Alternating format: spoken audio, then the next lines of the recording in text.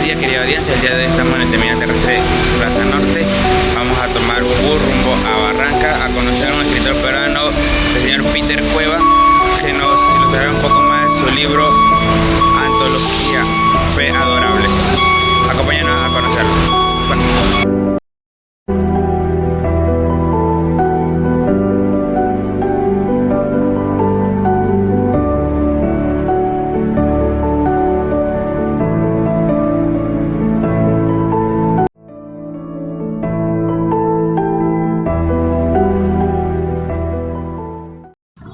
Muy buenas tardes, querida audiencia, mi nombre es Miguel Ángel Segarra González. El día de hoy estamos con el escritor peruano, el señor Peter Cueva, escritor y autor de la obra literaria Fe Adorable. Peter, muy buenas tardes. Miguel, mucho gusto, bienvenido a Barranca. Gracias. El día de hoy vamos a conocer un poco más sobre él, sobre su historia de él y un poco más también de su obra literaria. Señor Peter, es un gusto y un placer poder entrevistarlo. Queríamos saber un poco más sobre usted, un poco más de su historia. Dígame, ¿dónde nació y cuántos años tiene? Yo nací acá en la provincia de Barranca, donde nos encontramos ahora, en uno de los distritos que conforman la provincia, que se llama Pativilca, y tengo 36 años. ¿Se encuentra ya en su carrera o de carrera a eso?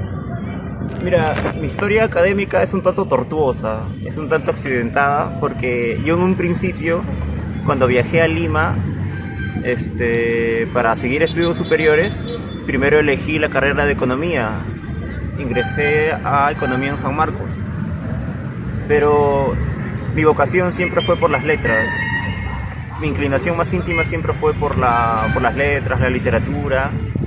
Y siempre estuvo ese gusanillo ahí, ¿no? Carcomiéndome por dentro mientras yo estudiaba economía. Y bueno, al final no llegué a acabar la carrera de economía. Se podría decir que soy un economista renegado, un economista desertor. Y dejé pasar el tiempo después hasta que por fin me propuse llevar a cabo ese anhelo, que consistía precisamente en estudiar literatura, y ahora estoy estudiando literatura en la Universidad Villarreal. ¿A qué edad más o menos fue que comenzó a sentir ese gusto por la literatura? Mira, yo en mi infancia, en mi entorno no habían libros. Yo crecí en una familia que no era muy dada a la lectura. No había una biblioteca monumental, no había muchos libros, fuera de los libros de texto que te dan en los colegios, ¿no? Pero ya de adolescente empezó a surgir en mí esa necesidad de leer, y esto como que ya se concretó, se materializó cuando estuve en Lima, cuando llegué a Lima cuando tenía 16 años. Allí ocurrió mi primer contacto con la literatura real, porque en secundaria me habían enseñado el curso de literatura, pero era un curso totalmente aburrido que yo solamente pasaba por cumplir. Pero cuando fui a Lima, teniendo 16 años, justo cuando me estaba preparando para ingresar a San Marcos, ocurre que un señor trae era un señor que vendía libros, y resulta que en la casa de Lima alquilábamos un espacio, un local, y este señor toma en alquiler este local y guarda ahí sus libros porque lo usa como depósito. Y mira tú que este señor alquila local, ¿no? Guarda sus libros ahí y de repente desaparece. De repente se desentendió totalmente de los libros, no volvió a aparecer. Y en determinado momento, cuando transcurrían los meses, dijimos: oye, este señor no aparece, alquiló el local y no nos paga por el local. ¿Qué hacemos? Hay que desalojar los libros. Y fue ahí cuando yo bajé al local y me di con la sorpresa de que ahí había un montón de libros. Este señor, como te digo, vendía libros, y entre esos libros había muchos de literatura. Recuerdo había uno de Valderomar, de Edgar Allan Poe, de Mario Vargas Llosa, y yo cogí los libros, me los llevé a mi habitación y me sumergí en la lectura, ¿no? Ahí me sumergí, me enfrasqué en las historias que ahí se narraban, y a partir de ese momento ya no dejé de leer y de escribir literatura. ¿Y cuál fue su el libro que más le gustó, de todo lo que ha leído en todo este tiempo, ¿cuál es el libro que más le ha gustado? De mi llegada, de mi arribo a Lima, mi contacto con los primeros libros de la literatura, para no salir de esa etapa, yo te diría que poco después de este hallazgo, de estos primeros libros que leí, poco después adquirí uno, ya estando en la San Marcos, el primer año de San Marcos, que era La náusea, de Jean-Paul Sartre. Y ese libro me marcó, caló bastante en mí, teniendo en cuenta de que mi situación era bastante singular, ¿no? Yo era un chico provinciano que había ido a Lima a estudiar y me encontraba muy solo, me encontraba un tanto desambientado, todavía no me adaptaba a Lima, y precisamente el protagonista de La náusea es Antoine Ronquentin, que vive una soledad extrema, ¿no? Una especie de soledad extrema. Hay muchos monólogos, hay muchos soliloquios en esta novela, y yo me identifiqué con este protagonista, con su soledad, con su desamparo, estando yo en Lima. Y yo te podría decir que ese libro fue capital para mí, ¿no? Fue decisivo. ¿Tuvo alguien ahí, algún familiar, a tu mamá o tu papá o alguien que estuvo ahí detrás del texto? Bueno, ahí entra a tallar pues mi madre, ¿no? Porque yo perdí a mi padre cuando tenía 8 años. Yo soy huérfano de padre y mi mamá se hizo cargo de mis hermanos y de mí. Y pues su apoyo en todo momento fue incondicional y abnegado, ¿no? Como toda madre, ¿no? Sí, yo conté con ella en todo este tiempo. ¿Cuál fue su primer libro que usted publicó? Mira, yo comencé publicando libros electrónicos, libros en formato ebook. El primer libro en este formato que publiqué se llamaba Wall Street Venom. El título es un tanto singular, pero yo quería... Se condice con el contenido del libro, ¿no? Y además es un título vistoso, llamativo, me pareció que encajaba bien en el libro, y fue el primero que publiqué estando en el contexto del encierro sanitario. Esto fue en la cuarentena, en el año 2020. Tal vez si no hubiera habido el encierro sanitario, la cuarentena, sin el tiempo disponible, no me hubiera animado a publicar. Fue el comienzo de una nueva etapa para usted. Sí, yo creo que inclusive yo me atrevería a decir que para mucha gente, ¿no? La cuarentena fue una suerte de hito, ¿no? Una suerte de bisagra entre la etapa anterior y una etapa siguiente, ¿no? Porque nos cambió la vida, ¿no? En muchos aspectos.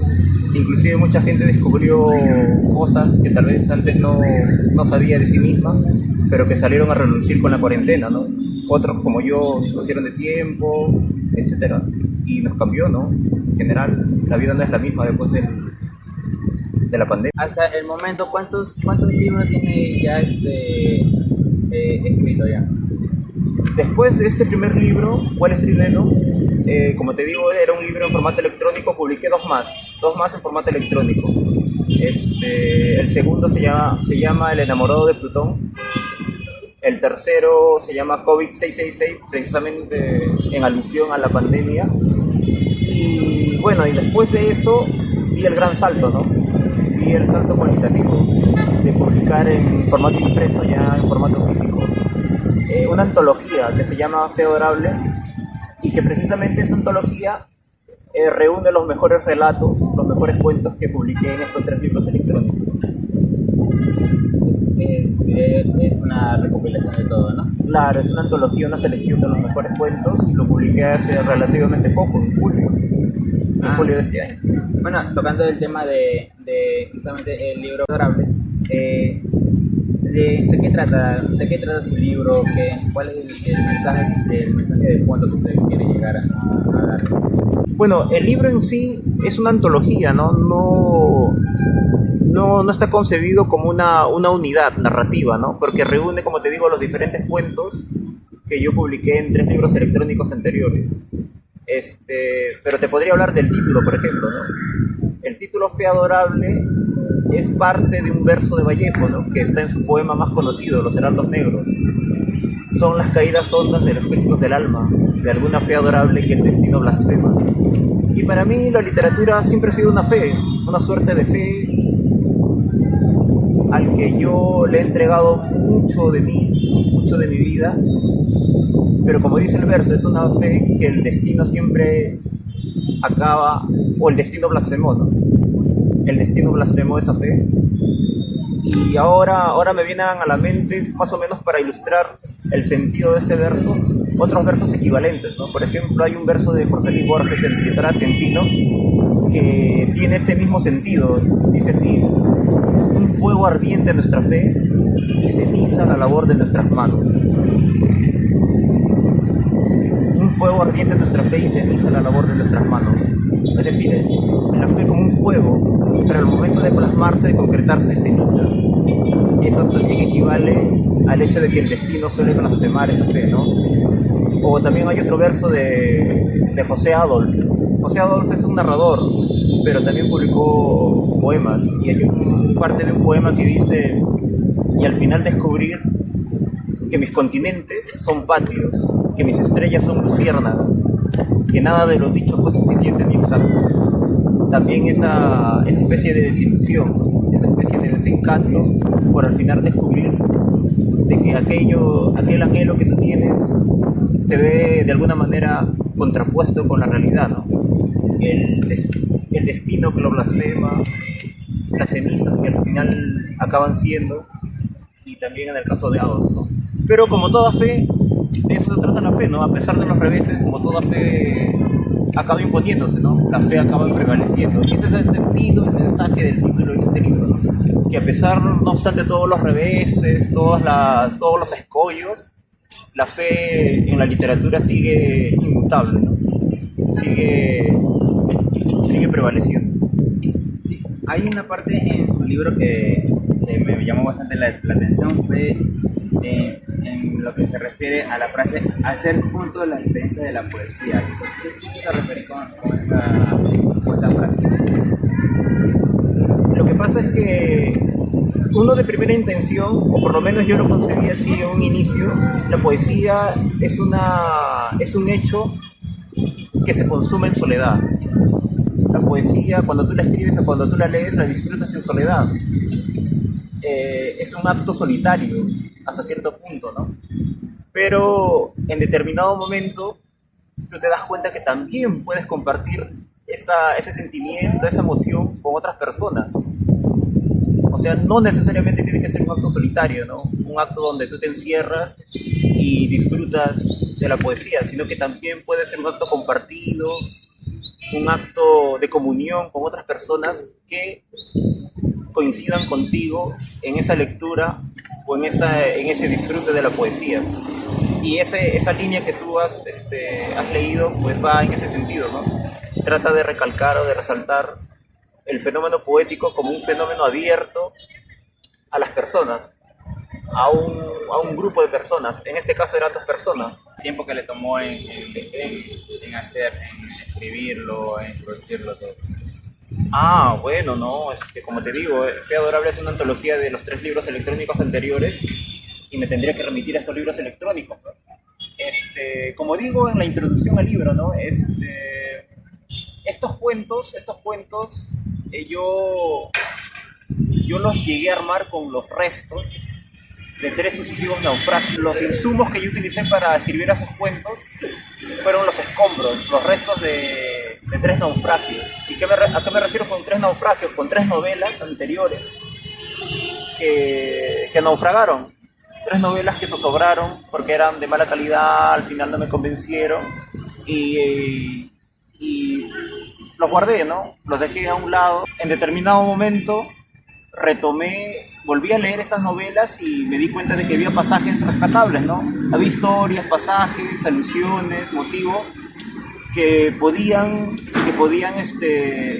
desenvolverse en cuentos. Y pues empecé y rescaté, ¿no? Estos pasajes de estas novelas fallidas, ¿no? De estas novelas naufragadas. Rescaté esos restos y con esos restos empecé a hacer estos cuentos, ¿no? Que publiqué en libros electrónicos y posteriormente reuní en esta antología. ¿Para qué tipo de público estaba dirigido su libro? Mira, te soy sincero, no tenía prefijado un público especial, solamente escribí porque me nacía, porque era una necesidad no tenía la imagen de un lector determinado al momento de escribir esos relatos. Para concluir, como ustedes saben, ya en el siglo XXI, casi ya los jóvenes están un poco más digitalizados, andan con los móviles, andan ya más en las plataformas virtuales y casi no se dan el tiempo para ir a una biblioteca, alimentarse un poco más de los libros. ¿Usted qué le puede decir a esos jóvenes? ¿Qué mensaje le podría dar? Bueno, mi mensaje a los jóvenes sería de que, primeramente, resaltar el hecho de que la lectura, no necesariamente de ficción, la lectura en general es un hábito que afina la inteligencia, que agudiza la inteligencia. Es decir, ese hábito de la lectura redunda en una mayor capacidad intelectual, de raciocinio, de discernimiento, y eso te permite afrontar muchos problemas en la vida. Es decir, más allá del placer que te pueda producir la lectura tiene esta virtud, ¿no? Como digo, de aguzar tu inteligencia. Y a quien no le viene bien tener una perspicacia y una lucidez mucho más afinada, ¿no? Una inteligencia mucho más despierta, ¿no? ¿Qué es lo que hace la lectura? Para concluir, indíquenos dónde podemos conseguir su antología. Mira, yo tengo ejemplares físicos de la antología Fe Adorable, pero también pueden adquirirlo en formato electrónico, en Amazon. En la plataforma de Amazon está publicado Fe Adorable en formato ebook y pueden adquirirlo yendo directamente a la página de Amazon, la plataforma de venta de libros, o pueden ir a mi página de Facebook, que también tiene el mismo nombre que el libro Fe Adorable, donde también hay enlaces que permiten que accedas al libro, ¿no? Y pueden adquirirlo, inclusive pueden leer las primeras páginas del libro en este enlace que tengo en mi página de Facebook, Fe Adorable. Así que los invito a seguirme y a leer los textos de Fe Adorable. Bueno, señor Peter, agradecerle que el tiempo que se ha tomado para poder entrevistarlo. Siempre es un gusto poder entrevistar a un escritor peruano como usted. Y de nada, muchas gracias. Miguel, el gusto fue mío. Un gusto conocerte. Gracias.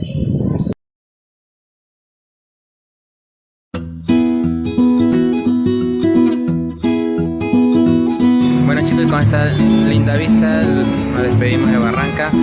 Fue un gran honor haber entrevistado al señor Peter Cueva, excelente escritor. Y con esto nos despedimos. Muchas gracias. Bye bye.